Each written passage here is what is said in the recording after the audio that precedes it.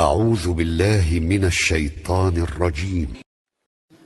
الرحمن علم القرآن خلق الإنسان علمه البيان الشمس والقمر بحسبان والنجم والشجر يسجدان والسماء رفعها ووضع الميزان ألا تطغوا في الميزان وأقيموا الوزن بالقسط ولا تخسروا الميزان وأقيموا الوزن بالقسط ولا تخسروا الميزان والأرض وضعها للأنام فيها فاكهة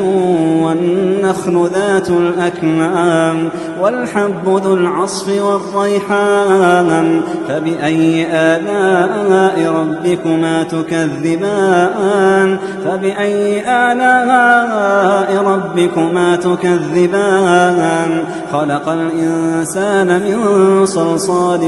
كالفخار وخلق الجان من مارج من نار فبأي آلاء ربكما تكذبان رب المشرقين ورب المغربين فبأي آلاء ربكما تكذبان مرج البحرين يلتقيان بينهما برزخ لا يبغيان فبأي آلاء ربكما تكذبان يخرج منهما اللؤلؤ والمرجان فبأي آلاء ربكما تكذبان وله الجوار المنشآت في البحر كالأعلام فبأي آلاء ربكما تكذبان كل من عليها فان ويبقى وجه ربك ذو الجلال والإكرام فبأي آلاء ربكما تكذبان يسأله من في السماوات والأرض كل يوم هو في شأن فبأي آلاء ربكما تكذبان سنفرغ لكم أيها الثقلان فبأي آلاء ربكما تكذبان يا معشر الجن والإنس إن استطعتم أن تنفذوا من أقطار السماوات والأرض فانفذوا لا تنفذون إلا بسلطان فبأي آلاء ربكما تكذبان يرسل عليكما شواظ من نار ونحاس فلا تنتصران فبأي آلاء ربكما تكذبان فإذا انشقت السماء فكانت وردة كالدهان فبأي آلاء ربكما تكذبان فيومئذ لا يسأل عن ذنبه إنس ولا جان فبأي آلاء ربكما تكذبان يعرف المجرمون بسيماهم فيؤخذ بالنواصي والأقدام فبأي آلاء ربكما تكذبان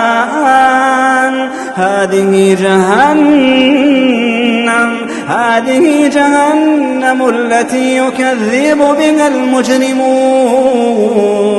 يطوفون بينها وبين حميم آن فبأي آلاء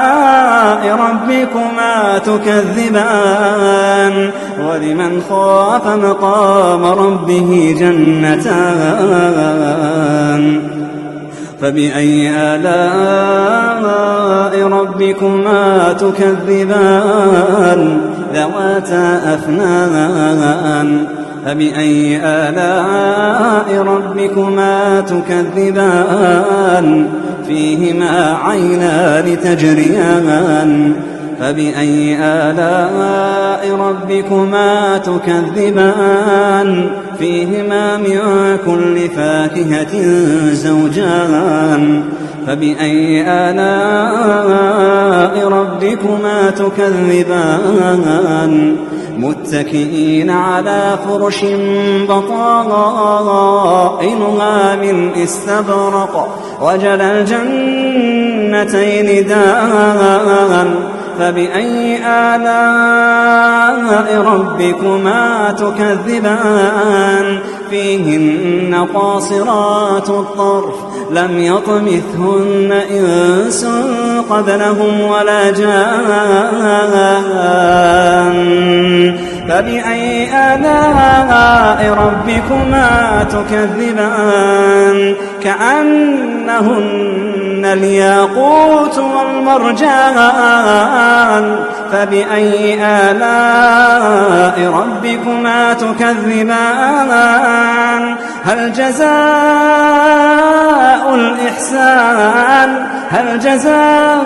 الإحسان إلا الإحسان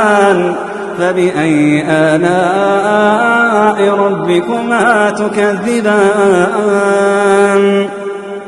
ومن دونهما جنتان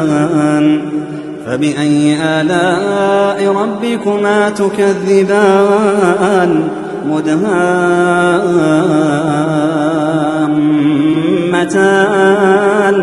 فبأي آلاء ربكما تكذبان فيهما عينان نضاختان فبأي آلاء